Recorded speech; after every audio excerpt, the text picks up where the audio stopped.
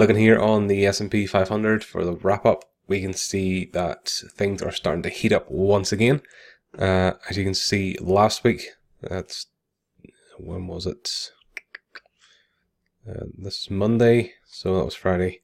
Friday had a big sell-off down into this sort of area. Monday opened up, not much happened. It was a choppy week, but in lower time frames, starting to show a little bit of bullish divergence. And as we've seen here on Thursday and Friday, just at the close, we see that there was a bit of a bullish close here. And what I'm looking at here for next week is, I would imagine there's quite a few stop loss orders sitting here from those who were selling last week into Friday.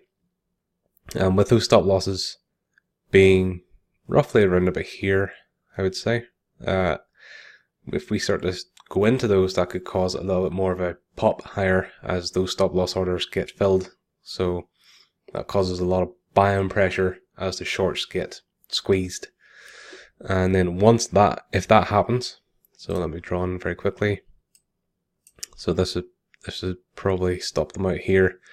And then the next area would be 2495-ish area. So up around here, it's unlikely that we'll get there next week. Probably within the next couple of weeks, might get up there. So I could have something like a pullback, and then head higher, and then a final push, which then could push us just above 3K, the big psychological number, which I think we have a good high chance of seeing now.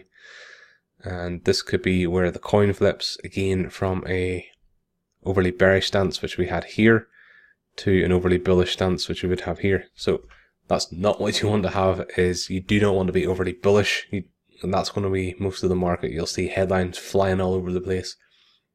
The stock market's all at new time highs, everything's fantastic, all this sort of stuff. And then what happens is, when those all get pumped out, everyone starts buying at the highs, and that's when big corrections can start to happen like this. So this is something we need to be aware of. 3,000 is a monstrous key round number. That's psychological as well. And so when everybody gets really bullish, a lot of the funds and everything and smart money is going to start to sell into that. And yeah, there's going to be a lot. I would imagine there's a lot of short orders sitting in and around this sort of area. Now I don't know where the stop losses would be, but yeah, I would say there's a good lot of short orders sitting here for whenever the overly bullish participants start to flood in. So it's just one of the things to keep an eye on next week and next coming weeks. That could obviously be completely wrong, but that's what I'm sort of seeing as a really high probability. Now, another, I would say, lower probability is we have an open pop higher and then we just do something like that. We could see something like that. It's very hard to say. I'm just going with the path of least resistance of trying to see, yeah, we could send up price up to here first and then start to squeeze much higher. Now, let's go on to some other ones. So, not really interested in that. US oil, really nice spot here. Let's look at the weekly. So, posted this on Twitter, just basically on a technical chart. That's all I'm looking at it as. Now, I think there is a possibility this could be a bear trap. We did have a pin bar last week. It did look like it was going to start falling down. We're starting to put on tweezers, and it just started to squeeze over the past day or so to this area. Now, we haven't broken above it cleanly just yet, but we have what looks like a bit of a trap here. Let's jump down to the 4-hour just very quickly. So anyone who has been triple top here, it's potentially trapped any longs. You're thinking this is going to break out. It's really hard to say. It's conflicting signals on the weekly. It's not bearish anymore. On the daily, it's not bearish as much. And the 4-hour is, it's a little bit. So it's one we've got to keep a very close eye on. If we were to look for a short on this market, need to see a few other different things, which we'll cover in the blog post. And yeah, whoops, we'll talk about that a little bit more in detail as to what we'll be looking for, potential entries and all that good stuff.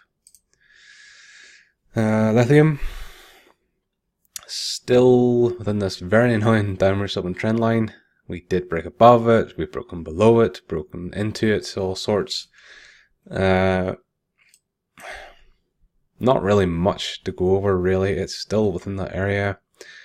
We've came down to a low, popped higher, set in a higher low, which I'm really liking. Let's have a look on the weekly. Now it's almost willing to bet that's a 0.5 retracement from here to here. So let's have a look. Retracement. Yep. So it's a 0.5 Fibonacci retracement. Very nice test into it and then close above it. So if you use Fibonacci, yeah, that's pretty good. I use Fibonacci reasonably regularly, and yeah, it's a good one to sort of add an extra layer of confluence to a trade or a potential idea. Excuse me. Bitcoin starting to get a little tiny bit more interesting. We're starting to pop slightly higher here, very slowly. I'm expecting still something like these sort of big dirty candles to appear either over the weekend or something, where you can see just a big monster drop, probably down to here, and then flutter about, pop higher, and then do nothing as per usual. So nothing on that. Gold. So we tweeted about this, posted in our group. Well, this was a massive inflection point, and then what we've seen from it. And last week, in our last video, we were looking here specifically, drawing these circles, and then looked really specifically at this as being a area that we could see some sort of rejection. And yeah, that's exactly what we've seen. Price popped up into here, this area. It did look a bit bullish, but it was a bit of a cause for concern because it was starting to look like a head and shoulders pattern. And yeah, it has now closed as a reasonably nice looking head and shoulders. Now, you could have taken that short if you were, paid attention last week and you knew your entry points and what we were talking about. That would have been a nice trade.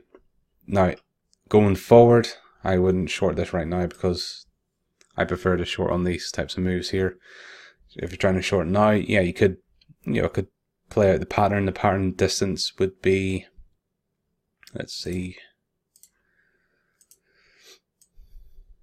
roughly from the neckline. So we could see gold head down here if this pattern plays out. So we could head down to this sort of area, which is where it was a lot of bulls actually were sitting before. So yeah, it's one of those things. Now,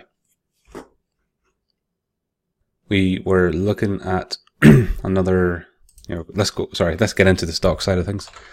So if we look at FNMA, so Fannie Mae, it's quite a nice looking chart, to be honest. I really like it. It's, on a daily chart, really lovely setup.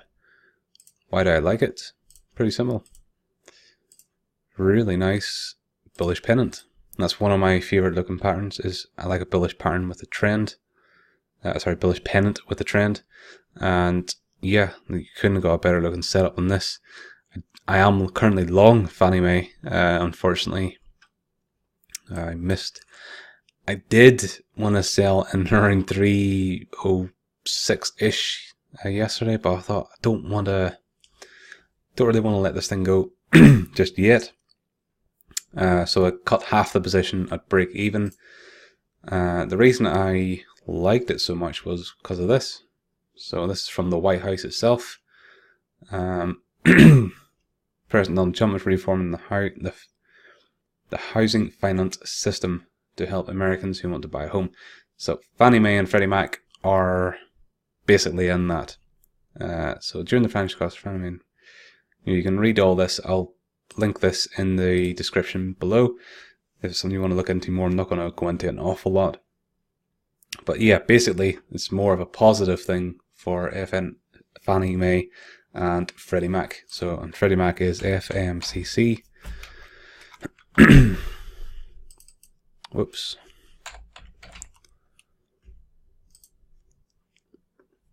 They both are highly correlated, so it's the same pattern and everything. So, just one of those things. What else? IQ. This is one going over in the newsletter, so I'm not going to talk about it very much. So, going to go over that one in the newsletter.